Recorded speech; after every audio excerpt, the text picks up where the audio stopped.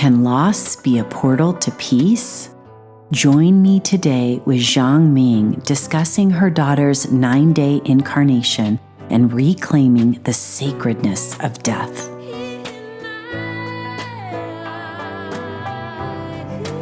Welcome in everyone. Welcome. I am your host, Margaret Jacobson, the Mother Rising, and this is the Yin-care Podcast. Today we are taking a very tender and deep sidestep from the medical indoctrination series that we've been doing. And we often talk about health creation and sovereignty in terms of physical protocols. But today we're exploring what it means to hold those values in the most delicate moments a mother can face, the birth and death of a baby. In December of 2020, as I was finding my own footing and grounding in our new home in Wyoming, my world was beginning to unravel, to say the least. The structures that I thought I knew were shifting, and in that space, I found a voice that spoke truth that I had not heard before.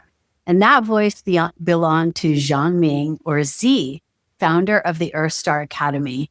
And over the last few years, she has been one of my most profound teachers, helping me come out of the starseed closet as a sovereign seeker of original creation sciences. I originally planned to interview Xi about the incredible womb containers and workshops that she facilitates because, in all honesty, they are so profound. I really want other women to know about them. But we are going to instead today focus on what really inspired her to create the womb containers. As we sit down today, we're going to be honoring Mother's Day in a very different and profound, and in my opinion, vital way. Today, we will be discussing Xi's first birth of her daughter, Cara, in 2020, who initiated her womb as Stargate and brought forward the teachings of the womb containers. In that incarnation, Cara only lived 9 days. We'll be discussing this deep and profound loss and the huge transformation that Cara brought forward. Xi is the founder of the Earthstar Academy, a space where heart-centered humans become divine, powered instruments of God, love, and heaven on earth. ISA, as it's known, is a global movement helping humanity remember that heaven on earth begins with you. She's also the creator of the Womb Temple, the fountain of wisdom and living sanctuary for daughters of Holy Mother. Xi is an oracle of divine love and keeper of original creation sciences. Through the arts of oracle transmission, singing, writing, and multidimensional energy work, Xi is guiding humanity back into the heart of creation by living a life of reverence, devotion, and higher purpose. Additionally, Xi is an author of the book I Am Starseed and other books in the works. Xi was born in China and her family immigrated to Canada when she was 9. Her given birth name is Zhang Ming, as I mentioned, and roughly translated means fragrant medicinal tea. And most importantly, in my eyes, is her family. Xi is married to her husband, Shane McGregor, founder of the Solar Brotherhood, and mother to 2 little ones. Xi, welcome to the Yin-care Podcast. Wow, that was the most exquisite intro anyone has ever shared. Thank you so much. I felt so welcome. I started crying a little bit.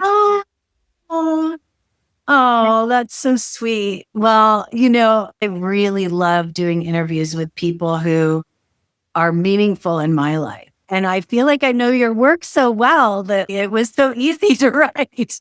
I'd really love to just start with Cara's story because I feel like it's foundational and obviously to this conversation.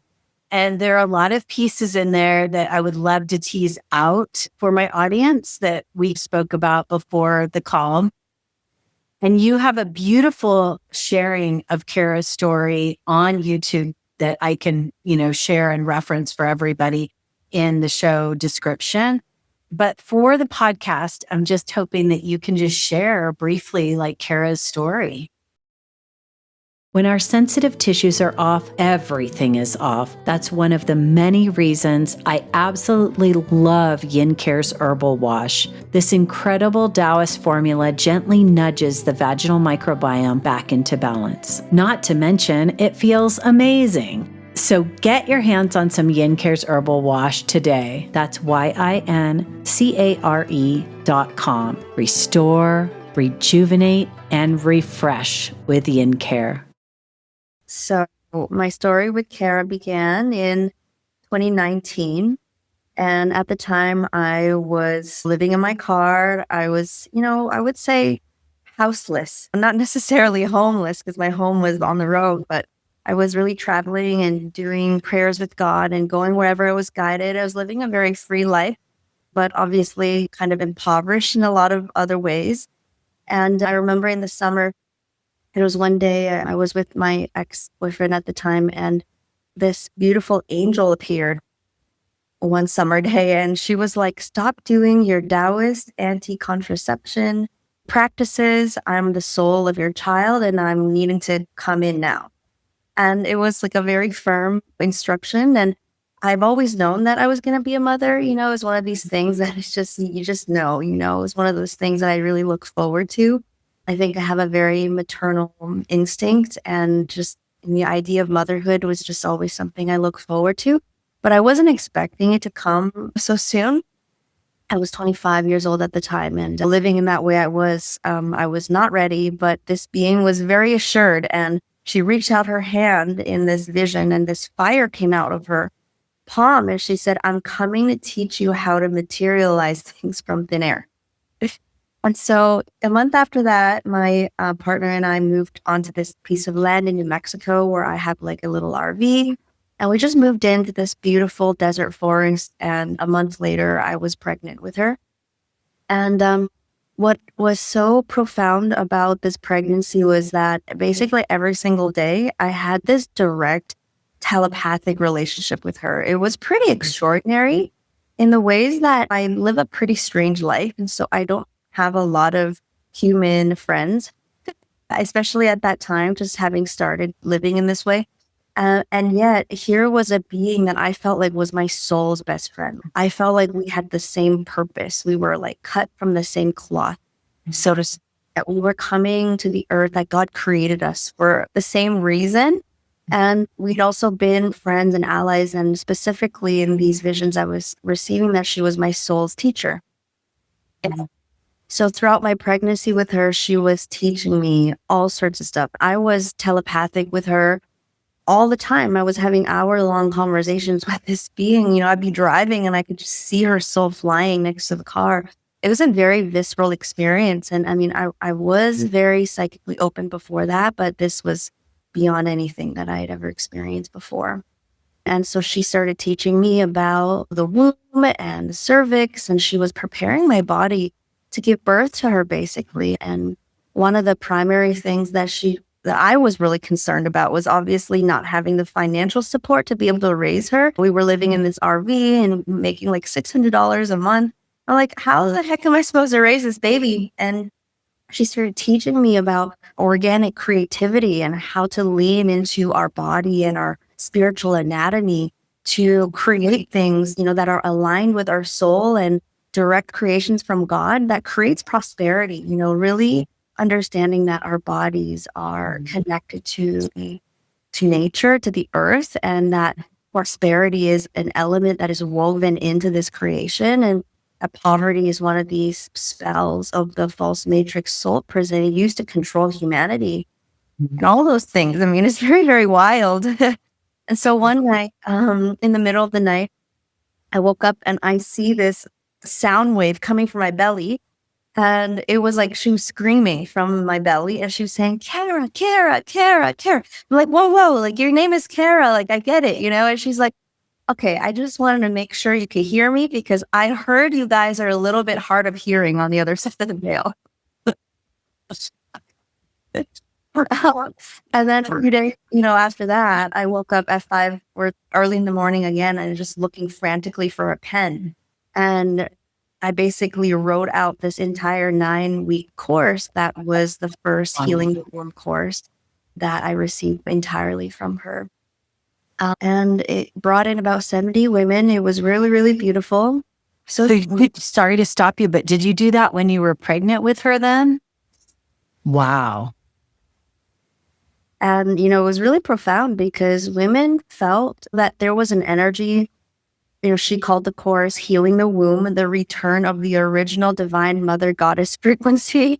I was like, that's a really long name. She's like, every single word is needed. So, I was just really leaning on what it felt like was she was home with God, and the frequencies that were coming through her were so pure and so beyond this world that it was really healing, my whole body and helping me see in contrast how much distortion and intentional manipulation there was on planet Earth, from religion to New Age to politics to, everything. It's just very wild to feel this pure peace, open, wide-eyed joy, awe of the beauty of creation, this pure energy in contrast to what we have here on the earth. And a lot of what was happening was just bringing that energy through into this world.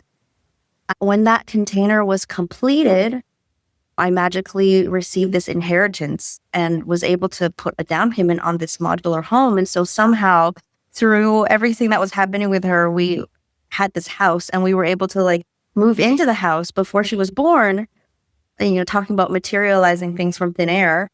And, we gave birth to her in that home. That is like a whole interesting side story, because that was actually the original interview I saw of you, was you being interviewed by a man, I think was in Joshua Tree, California. And he was asking you about how you got the property. Yeah. And that's like a whole other magical story. Yeah. It's just crazy. Do you still have the property, by the way?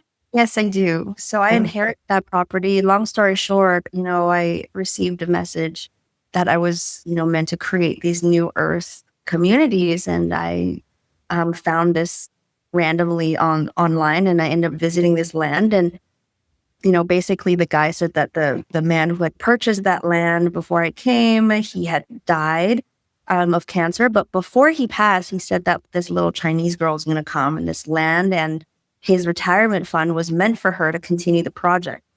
And so this man had been there on the land for a year, wondering what to believe and what to do with the land. And then, I showed up. And so he ended up just passing it to me. And how we were able to get this house was through what remained from the retirement fund that man, Stuart, had left for me, I guess. Wow.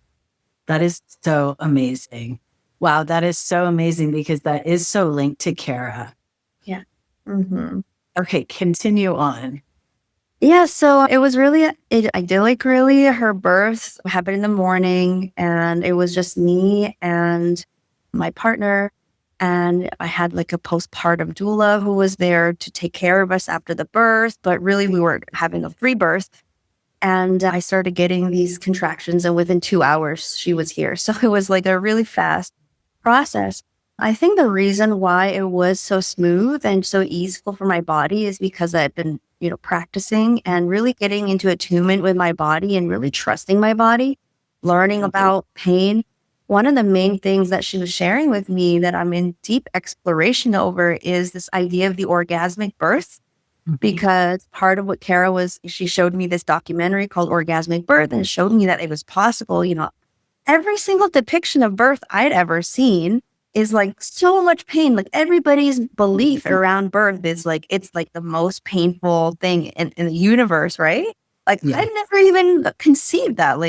It's just so deeply embedded in our programming.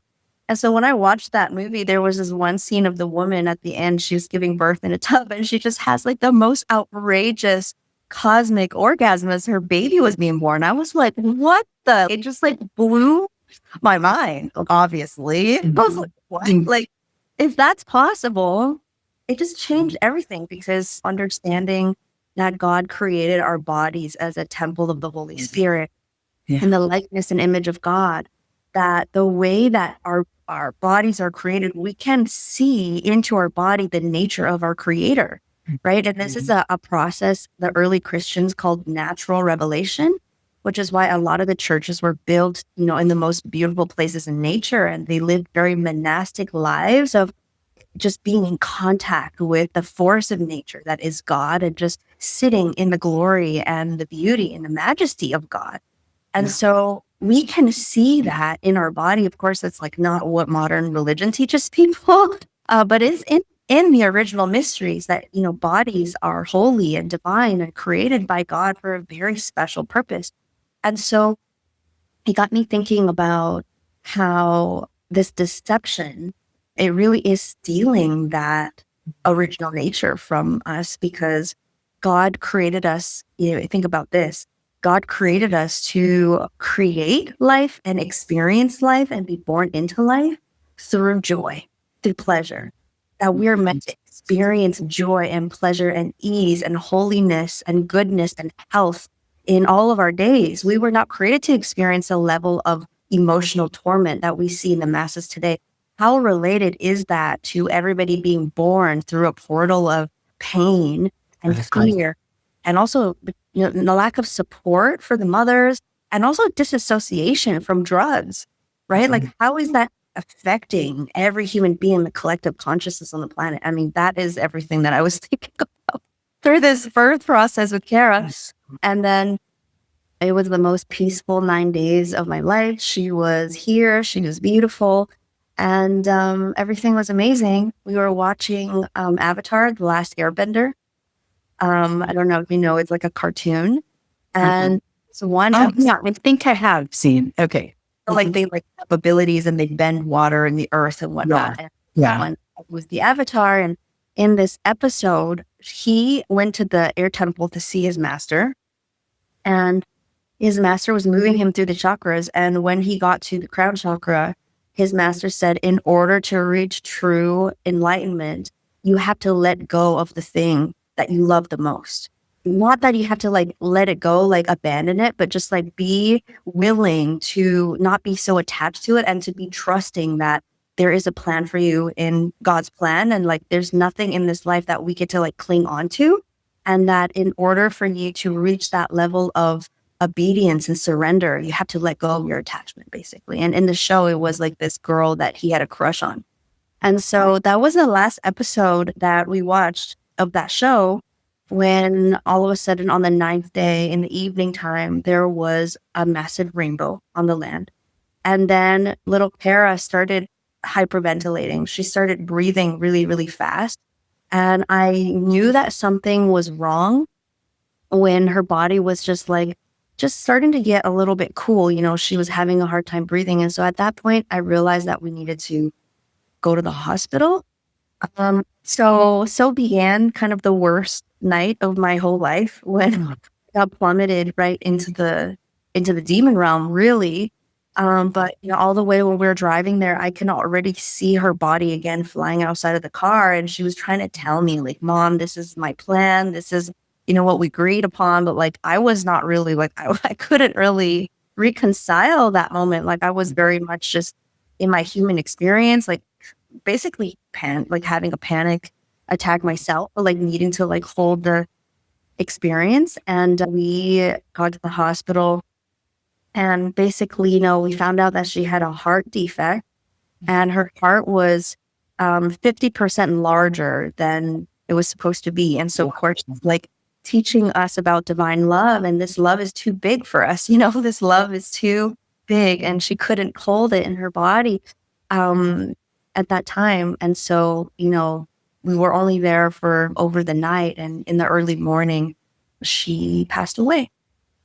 So that morning, I got a text message from one of these like motivation automated text things that I subscribe to. And it came in the morning. When you're in like a super, deep experience, like everything is just like so lucid and vivid. Well, this message came in, and it was a Bruce Lee quote. And it said, if you love life, then don't waste time, because time is what life is made of. And it literally just hit me, and I was seeing the spirit of Cara. In fact, I felt her everywhere. I'm getting so many, like, I'm couple of goosebumps right now. First off, I felt like there was something so evil happening in the hospital. Like, she brought us into that space so I can see, there was a pediatrician that was on her case, and there was something like just off with him. It was like he was not in a consciousness of benevolence. Like, he wasn't really there to like love the children. Like, there was something just like, I want to use the word evil. Like, that's what I felt. But I felt like Cara had brought me into the hospital just like to see what that system was like and how the care professionals are going to take care of me. And, in that morning, we got harassed by the police. They were questioning us. They were doing all these things. And like the doctor was like really off.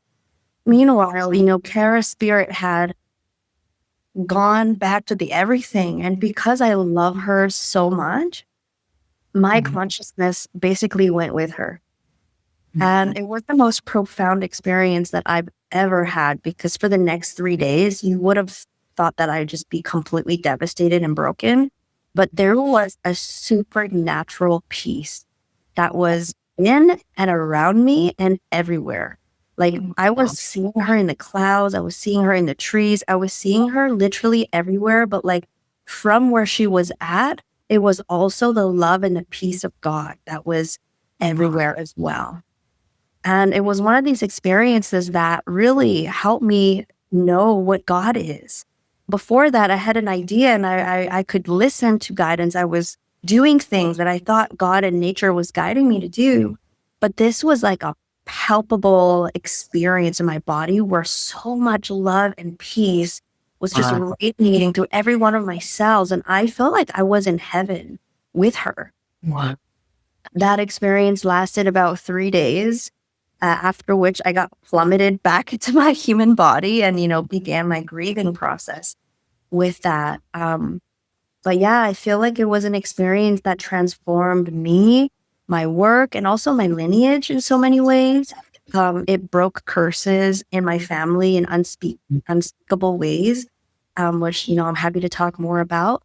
But I guess it's important to say that a year later, I was having this fever experience on an equinox, and her soul comes flying in. And for a few months I had a hard time like interacting with her soul. I felt kind of betrayed, like I felt like she had tricked me or like lied to me or like abandoned me or like something. But eventually, she helped me get over that, and I was able to just feel the purity and the joy in her spirit again. And she came in and she's like, "Mama, I'm coming back. And 3 days later, I met her dad, who, is kind of my soulmate, my destined life mate.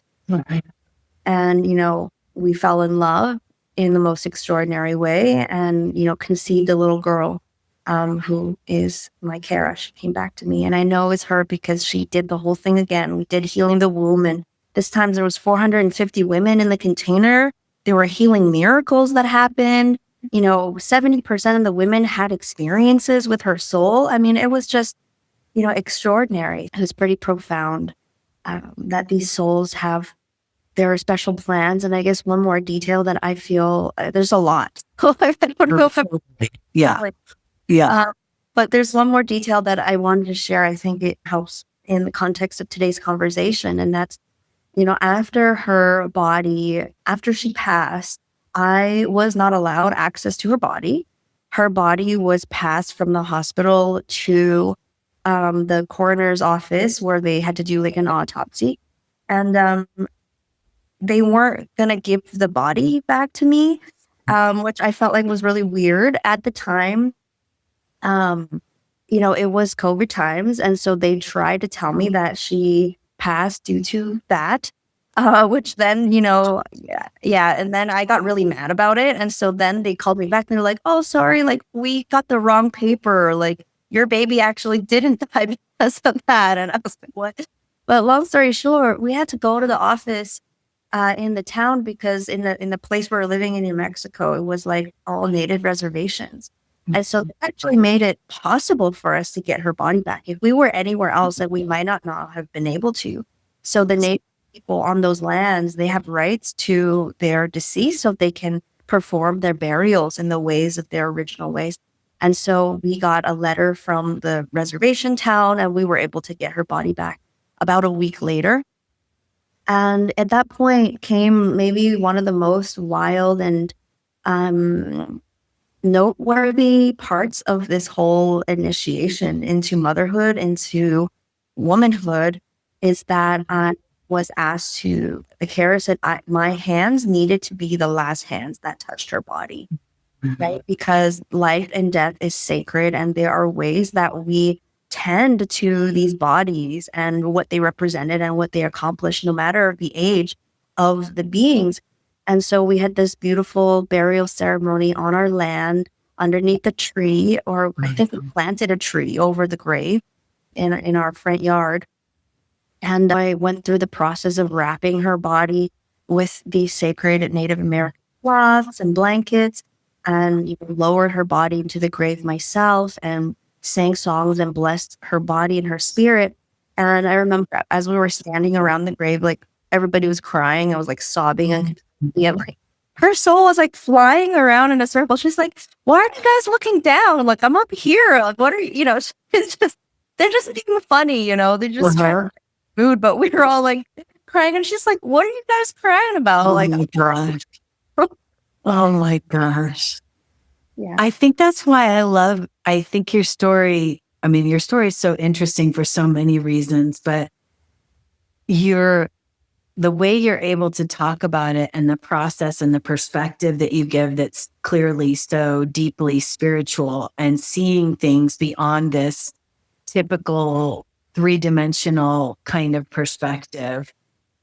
And I think a lot of that has to do with the fact that you had this deep soul connection with her prior to her arrival, like that you trusted your own intuition and your own guidance and you trusted what you were hearing from her as her. Like, I'm just thinking that there may be other people listening to this that are like, well, I'm not that in tuned, or I don't have that connection, or I don't know how. And I know that you were deeply doing a lot of deep work, but what would you say to those moms that might, or even people that haven't, women that haven't become pregnant yet? How do you develop that connection and that conversation that because that really does lend itself to how the whole pregnancy and everything comes, if you can be that in touch with the baby's spirit, right? I think this ties back into how multifold the indoctrination and the control system really is. Because basically, since the moment you are conceived, your parents are getting this indoctrination, and then you're born, and everything is just saying, like, don't listen to yourself. You can't trust your body. You don't know anything. You should be afraid. You should defer knowing to the professionals, to the scientists, to people who know. And so from a very young age, we're taught to disregard our internal compass and our intuition and our knowing. And this is a surgical process that is very intentional, right?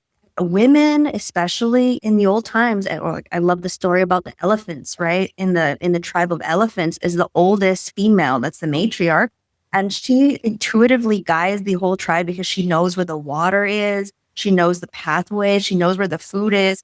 This like maternal instinct and inner knowing and this connection to life, it's an intelligence that literally flows through our spirit, through our heart, through our sensitivity, through our emotions, through our joy, through our womb, right? And this is like womanhood. And when we talk about like the erasure of the feminine, the erasure of women, it's really completely leading us to forget like what a woman even is.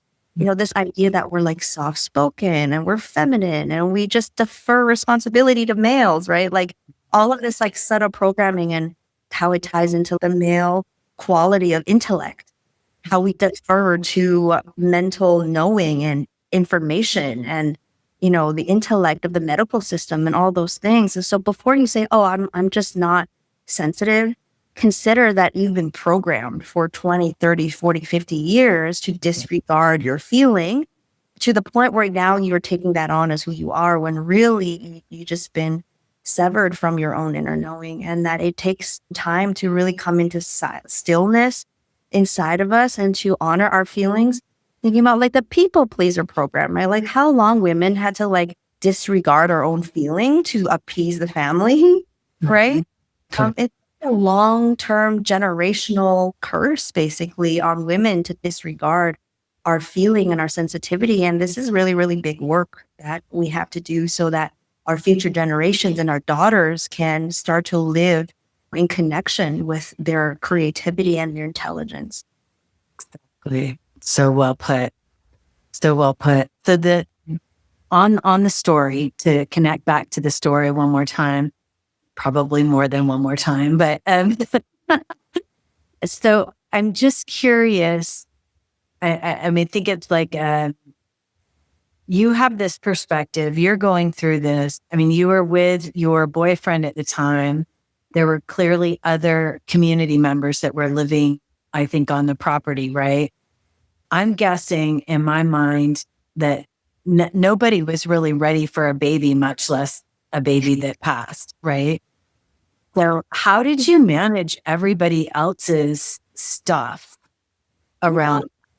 That's just one of those things where I was so like supportive. So this doula that was at my house, that was like a postpartum doula, she's going to cook for us. She's trained in like hot oil, deep massage, and like she's trained in like a lot of these shamanic ways of birth. And so when we got home from the hospital, like everybody just like came together. Like they just put me down on a bed and she just like got the hot oil and just started like immediately pushing the grief out of my body. Wow. It was almost like God already knew that this was going to happen. And there was just like a group of angels at the land, like, you know, and Jess That's is my miracle. That is literally a miracle, because that does not happen for most people. Are like shoved back into a space where I guess I'm like also wondering like, okay, so then how did the conversation go with your parents? Like, what was that? You know, like, I mean, you had to have interacted with people who were just clearly uncomfortable with, or no. It's so wild how just divinely orchestrated it was, like how obviously it was divinely orchestrated. Mm-hmm. And that's actually, I'm just thinking back on that and how profound that was to like receive that support, and how, you know, when we were living in tribes, like the doulas and the midwives, that's what they would do, you know? I think like they would have ceremonies, the whole tribe would come together and grieve together. You know, you would never be like alone. Like I heard the story from a native elder where when the family loses a baby, it's actually the father's role to go on a 40-day vision quest in the woods and to allow creation to speak to him and process the grief for the family. And so the whole tribe would come together and there would be rituals and rites to process that grief, you know, with the mother and supporting her fully. So something else that's wild is that we got Cara a puppy. We wanted her to grow up with a puppy. And so we got this really big, fluffy, white Pyrenees, I think. And 2 weeks after Cara transitioned, the puppy got ran over by a car. Oh my God. And so it's like the puppy was literally like with Cara and like escorted her soul onto the planet. 2 weeks later, like the puppy also transitioned with her. So with my parents, you know, my father actually had a dream the morning this was all happening. Wow. And in his dream, my mother's mother, so my grandmother, came and told him that she was taking the grandchild because there was a break in the maternal lineage line. And so when this, I'm just covering goosebumps. So when this pregnancy first started, I wasn't on like super good terms with my family because they just couldn't understand like this life I was living as a first generation immigrant child, Chinese woman. Destined to be a concert pianist, and, you know, they had me on a completely different track. Like they're always like, you have to be a doctor, you have to be a lawyer, you know, like you just, and I dropped out of high school actually, and I just could not be in the indoctrination. It just was my path, and I knew it from a really young age. And so we weren't on good terms at all. We weren't really talking. And when I heard news that I was pregnant, I told my mom, and she actually tried to convince me to have an abortion. And I obviously, like, from my perspective, I'm having these like wild spiritual experiences. Like, I couldn't fathom that. Like, obviously, I know where she was coming from, right? Like, that human mental, like, oh, I don't have money. I'm not ready to have a child. Like, this is another way that the Matrix kind of manipulates us into these rituals that are not aligned. But that's like a different conversation for another day. And so I didn't know how to reconcile that with my mother. So I kind of just like decided to keep her at a distance, because when you're pregnant, you're kind of vulnerable and like you don't really want people's fears coming in. And I already knew I wanted to do a free birth, and people are very opinionated about how women should give birth. And so I was very careful about who I was telling about my plans and my experiences. They're sacred. After Cara transitioned, it was like this spell broke in my family. My mother completely changed. I think she felt just so awful that she tried to convince me to have an abortion, and then like the baby, didn't make it. And I think basically my mother had this transformation where she decided that no matter what I wanted to do next time, that she would just be there for me.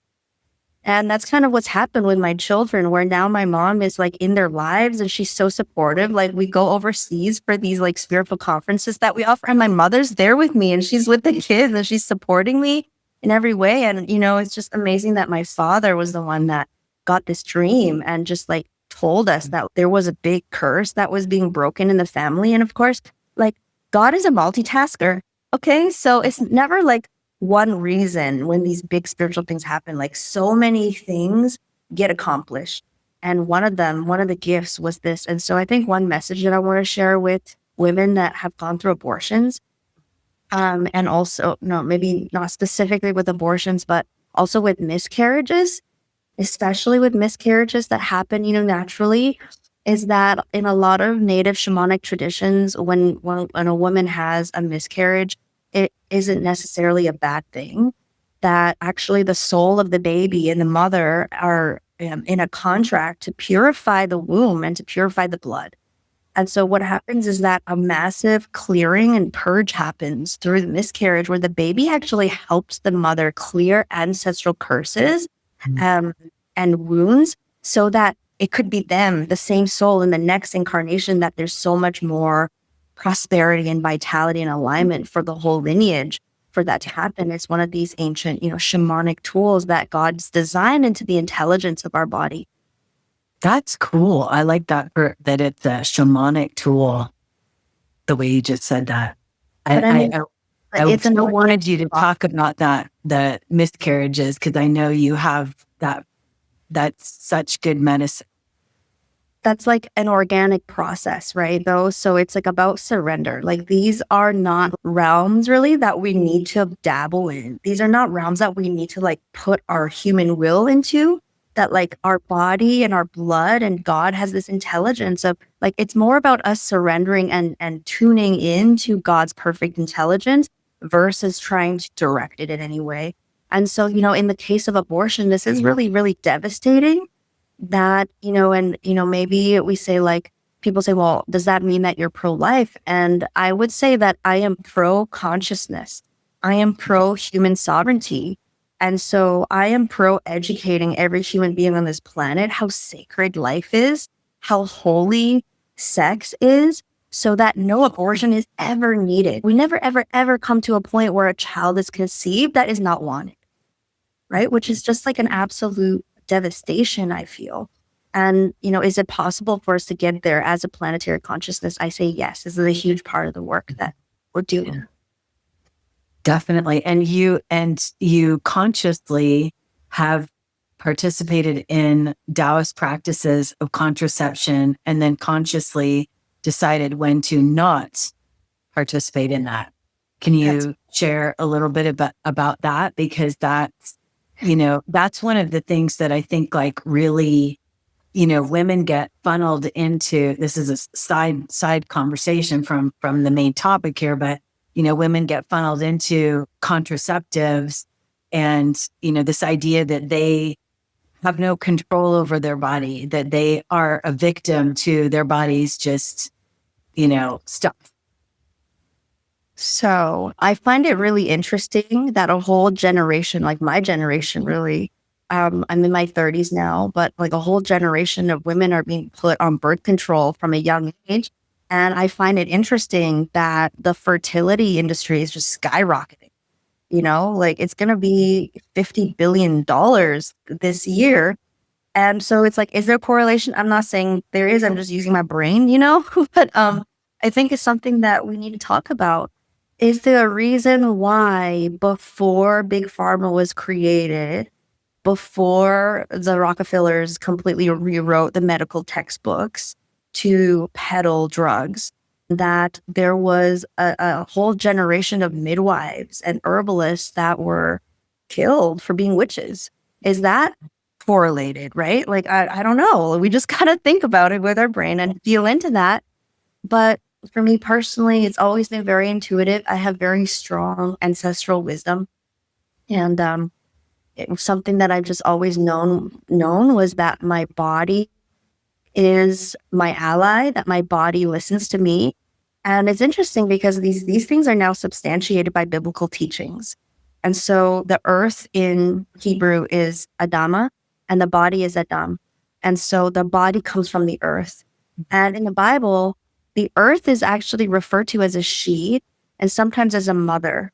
So even the Bible speaks that the earth is our mother. And how does God create through the earth? God isn't just creating through the earth. God is communicating to the earth. God is commanding the earth to create things, and things then come into flourishing. And so understanding that God put humans as these, in the Bible, they say like we're meant to have dominion, and somehow people twist that, right? And into like we're meant to be tyrants. But really, we're meant to be keepers, guardians. We're meant to love and take care of this earth. We're meant to be this kind of authority, intermediary between heaven and the earth, and that's our job. And so if our body is made of the earth, then our soul can align to God's will and command our body. Like if it's not the time for our bodies to have a child, and this is a system that has been completely, manipulated by the confusion spirits of the devil, Satan, negative alien, like whatever force you want to call it, right? Archons. There's so many different words that different groups of people use, but ultimately is like this anti-love, anti-God force that is in the world right now. And they're basically creating a confusion signal that is keeping humanity from claiming our sovereignty and power, and all of which God gave us to live this life with, right? And so that was just something that I always knew. So I would always do this breathwork practice where I would do the microcosmic orbit. And I would literally just like tell my womb that this is not the time. Like we're not meant to be fertile with child. We're not meant to conceive. And then if I ever do feel like there might be a chance of conception, I literally just like flush my womb with the sovereignty of my soul.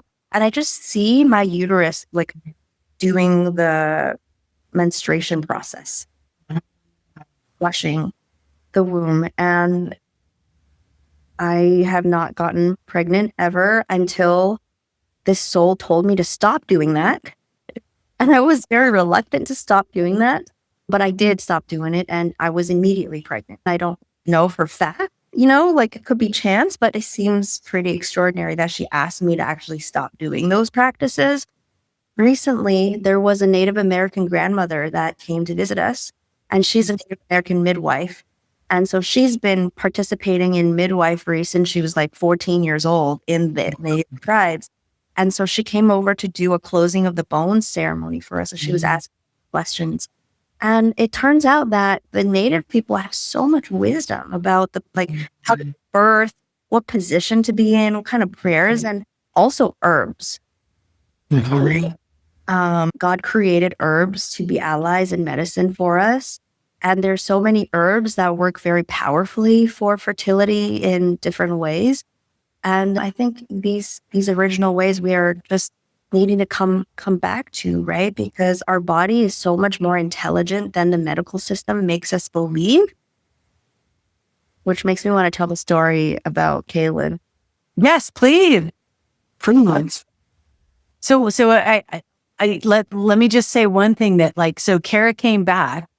Yes. So that's the other piece is that Cara, just making sure people are tracking that Cara came back and was born in a different body with a different father. Correct. She orchestrated this whole interesting process. So, and then after Cara, a year and a half to 2 years later, you had Kaylin? Yeah. So 2 years, 2 months, and 2 days apart. Wow. And what's amazing is that Cara was born in the year of the water tiger, which is like purity. So the white tiger, which is, of course, a symbol of this lineage I come from. And then Kaylin was born in the year of the emerald dragon, the green dragon. So those are the two symbols of the divine feminine and the divine masculine in my Taoist lineage. So that was just like really interesting and epic. Okay, so the story that I want to tell about Kaylin that relates to medical freedom is that we had a 10-day meditation retreat here in December. And my husband, Shane, decided to do a water fast for, the silent portion, which is about 5-6 days. And so he started his fast. And then I noticed that Kaylin started growing like this little white fungi looking. It's like what they call it, thrush or something like that. Yeah. It's like yeast. It's a yeast. Yeah. An yeast infection, right? And so I'm looking, I was like, oh my God. And he wasn't eating anything. He couldn't eat. His gums were all red. There was this white stuff growing. I was like, do I clean it? Like, what do I do? And so I started Googling and they're like, this is thrush. You need antibiotics. This stuff doesn't clear on its own. It could take 6 to 8 weeks to clear.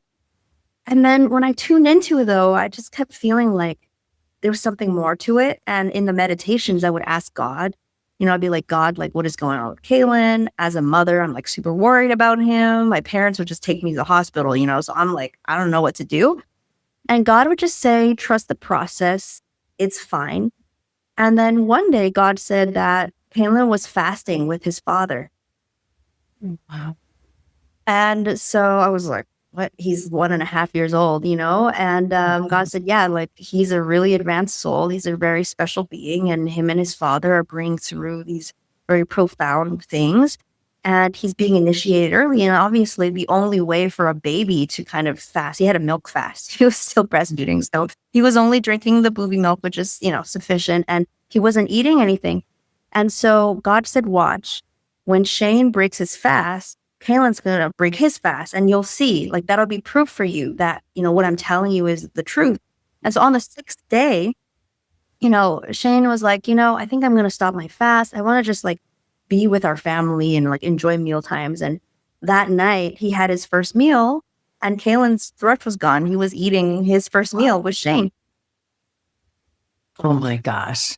No way. Yeah. Wow.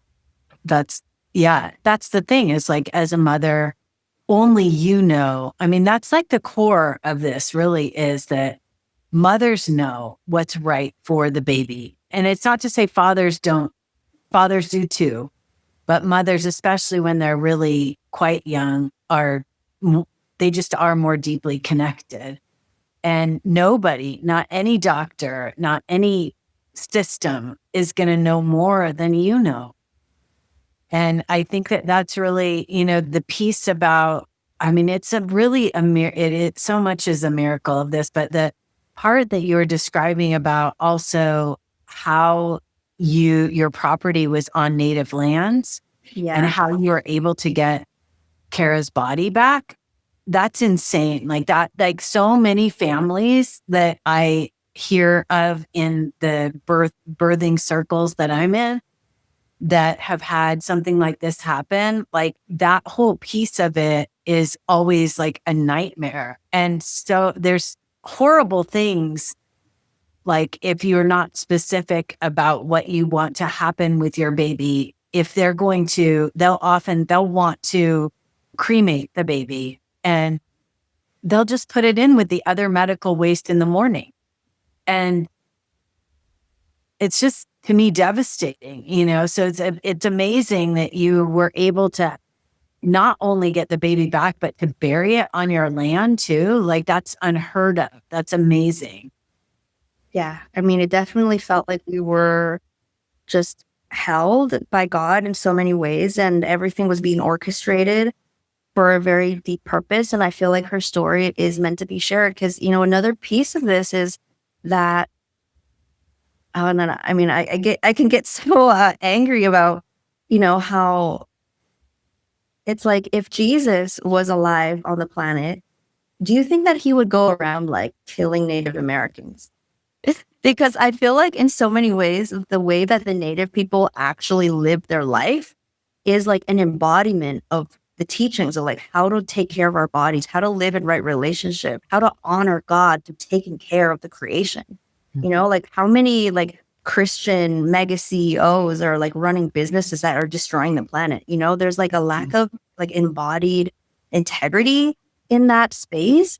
After Cara came back, there was a period of time where she had, I think she wasn't pooping for like a long time, like 6-7 days, which I think is normal for babies. But when I went into it, I saw that so like after the soul dies or the body is dead, there is a transition process where the spiritual energy is like still around the body, which is why, the ancient Hebrew people had burial rites that lasted many, many days. And the native people did, and the ancient Chinese did, and the Celtic, like every original culture in the world had profound burial practices because they understood that this is how God created us, and we need to honor that organic process of life and death. And so, when I saw basically that when they took the body and they just did this autopsy where they like cut her from the top to the bottom, the belly, right? Right. That it disturbed that process. And so, I had to actually heal that with Cara in prayer. I actually did this in a ceremony with Alexandra.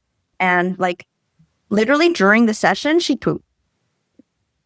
So this was when Cara incarnated the second time. Yes. And she must have been about, I don't know, like 8 months old or something like that. What? Yeah. So, my thinking is like, I'm not saying that there is no place for autopsies. It's not that there's no place for the medical system. It's not that there's no place for medical intervention and things like that. There is, but the thing is that when you apply it blanket statement, like if anyone had done any sort of investigation into our family, they would know that like there's nothing to do an autopsy about. Like they already could do, maybe they could do an x-ray, they would see that she had a heart defect. And so like, was it really even necessary to disturb the body? And in how many cases are we disturbing the body of the deceased without it being necessary? Exactly. And did they said that it was like I'm assuming a legal requirement that by the state? Yeah. Yeah. It's just a natural. What happens is that they send it to the coroner, and then from the coroner, they send it directly to the funeral home. Right. Did you take pictures of Cara number one? Pictures, but I don't have as many pictures because in like that newborn stage, you're still like on the bed and like you're still bleeding. Yeah. And Do you think you'll ever share them with her as she gets older? Yeah, I think I'm just gonna like. I think the way that I want to approach this is I really want her to be of an age where we can have like a conversation. Like I don't want to like fill her head with my story or my experience, Yeah, totally. Absolutely. 100%. Yeah. You'll have to come back and share what happened when you have that conversation. Oh my gosh. I love that. Okay. So this is kind of the question, like when we approach birth in our culture, it's so hyper focused around the impending living, breathing baby. And there's such the shunning of the death of a baby, people not knowing what to say or what to do or any of that. And death is used to manipulate us as far as like tests and procedures and things like that in the medical system. Being that you have these codes that you're holding of having had a baby and come through that death portal, what do you say to women that are like entering into pregnancies and hearing these manipulative gaslighting kind of things within the medical systems that they're, choosing to enter into? Like, how can they hold that better? Whew, this is such a big conversation. And I think a lot of why the healing the womb courses are so important, because it's about the organic process of maturation for human beings. Our system thrives on a bunch of people that never truly become adults. And what does it mean to be an adult? You are now willing to be responsible. You're willing to do hard things. You're willing to take accountability. You're willing to see things that are challenging and still, embark on the journey.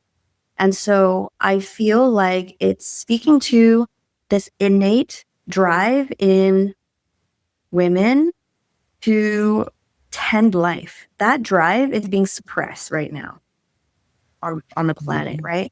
And so understanding that creating a baby is like the end of a long journey, because what comes before that is like learning about your body, detoxing, living a low toxicity life, understanding how many layers of poisons and manipulation we're undergoing, understanding generational and emotional trauma that we're holding in our body, understanding that, the current way that people give birth lying down on a bed is like the worst position to be in. And that leads to more, opportunity for things to go wrong.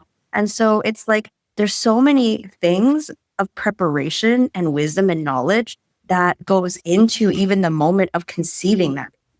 Yeah.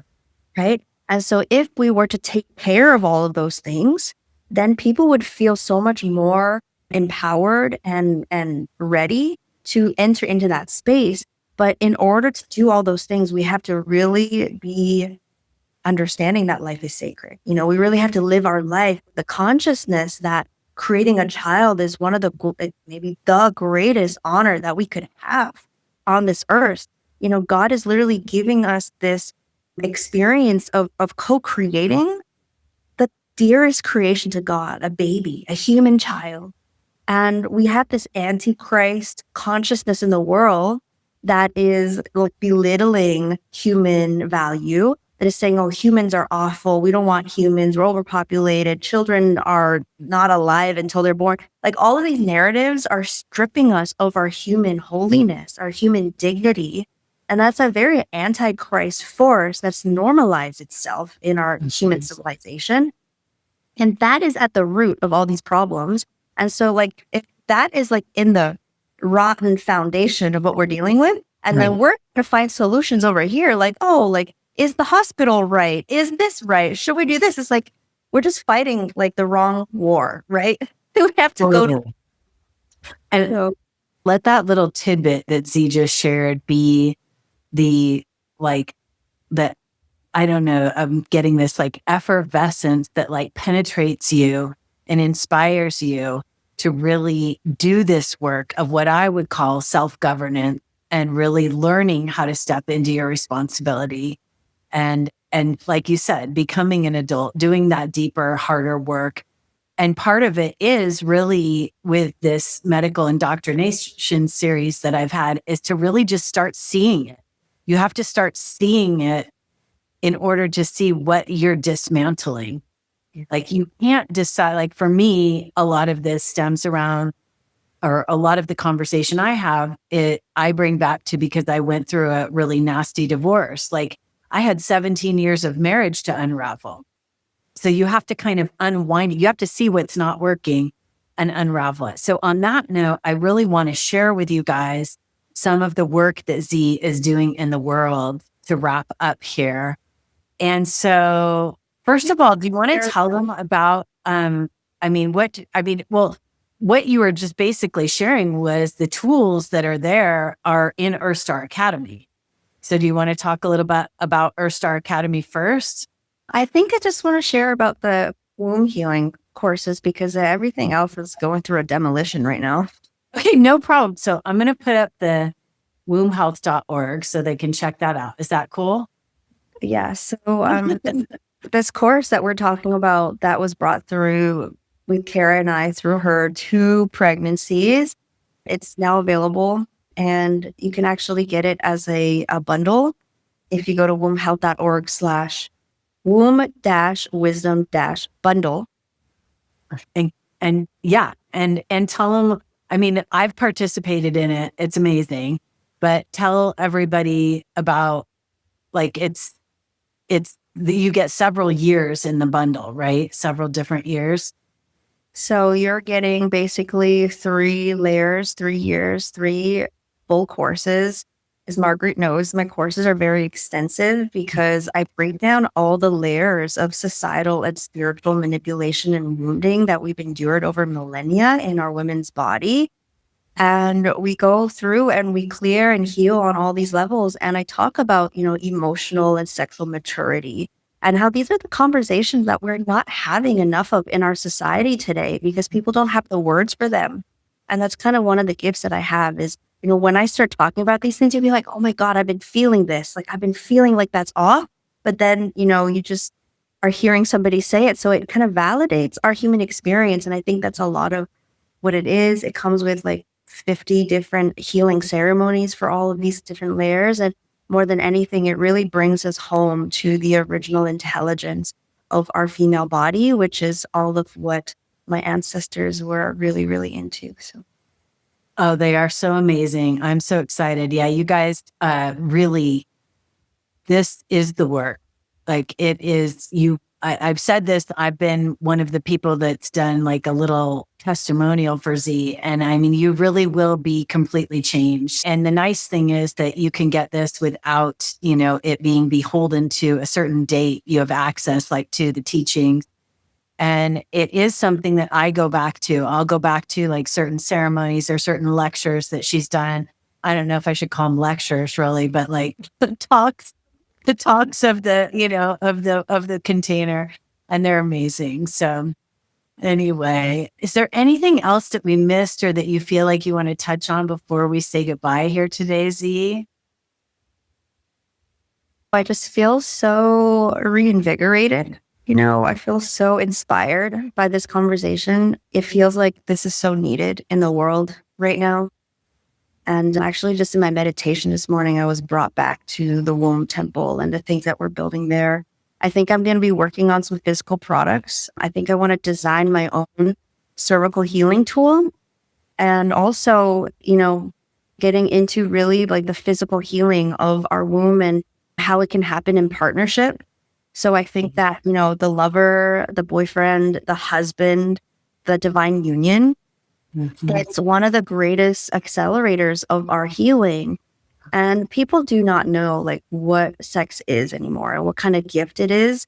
The kind of things that people are doing these days is like, it's kind of like driving a Ferrari and not knowing it. You're driving a Ferrari in a parking garage and then you're just not using the body correctly because there's no consciousness around it. And so for people that, don't have a partner that can help them heal, I want to design a cervical trauma release tool. So that's like what I'm working on right now. Right. And yeah, I think just really excited. I feel like, Margaret, you're calling me back onto the mission.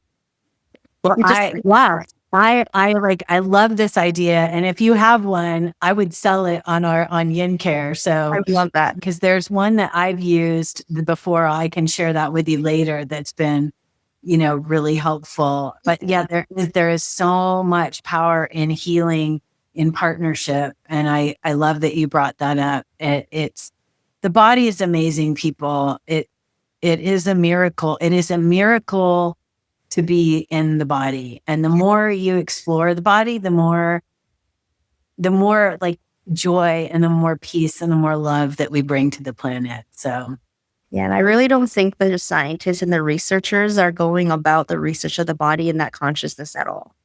No. So we got to do it on our own, guys. That's the thing. Good thing everybody has a body. It is free. So you can literally do it yourself. Totally.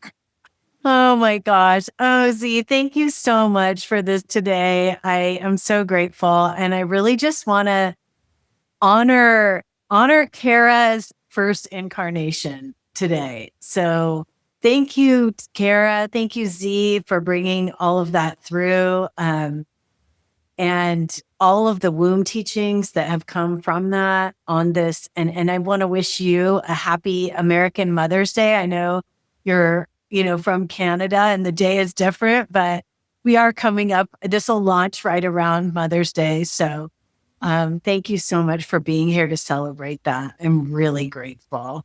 Thank you so much, Margaret. I know that we've been trying to line this podcast up for a while, but it feels like this was divine timing. And I'm just so honored to get to celebrate Mother's Day with you. So thank you so much. Yay! You're welcome. All right, everyone. Thanks, Z. If you like what you heard today and what you heard feels resonant, I'd love for you to stay connected.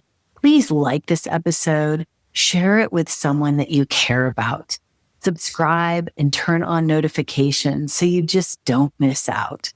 And leave us a comment about what moved you the most. Stay in touch with us on our social media on Instagram at yin_care, as well as on TikTok, Facebook, YouTube, and Rumble at Yin-care. Thank you for being willing to join me today in honoring Cara's life for Mother's Day and by allowing yourself to feel into new ways of processing the profound works of these very short-lived lives of babes that depart so soon. I'm Margaret Jacobson, and this is the Yin-care Podcast.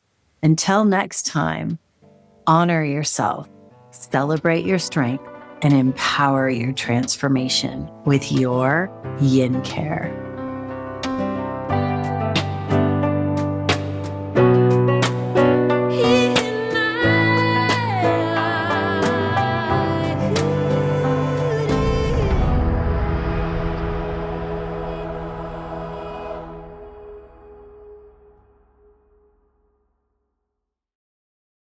I love moving through the day, honoring all of who I am as a woman. That can be a challenge when imbalances such as damp heat, or toxic heat rear their ugly head vaginally, and issues such as yeast infections, bacterial vaginosis, and even HPV creep in. When our sensitive tissues are off, everything is off. All the tools I may have in my repertoire to ground and center go out the window, and I feel myself coming slightly unglued, to say the least. Everything is so incredibly uncomfortable. But I was tired of finding product after product that completely obliterated all of a woman's microbiome, and honestly was worried for all the other strange but natural culinary items I was testing out inside my vaginal cavity. It seemed wrong to kill all the bacteria off and then work to build a healthy vaginal microbiome back up again. That's one of the many reasons I absolutely love Yin-care's herbal wash.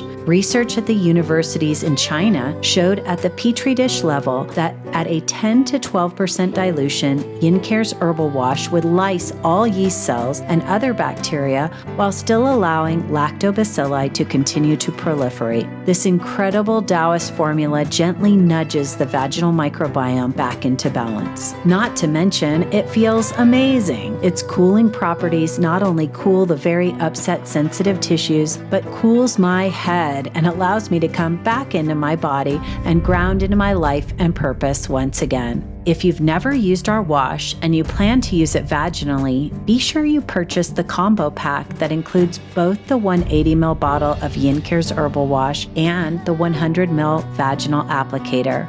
We now sell the bottle in two sizes, 100 ml and 180 ml bottles. So head on over to yincare.com. That's yincare.com.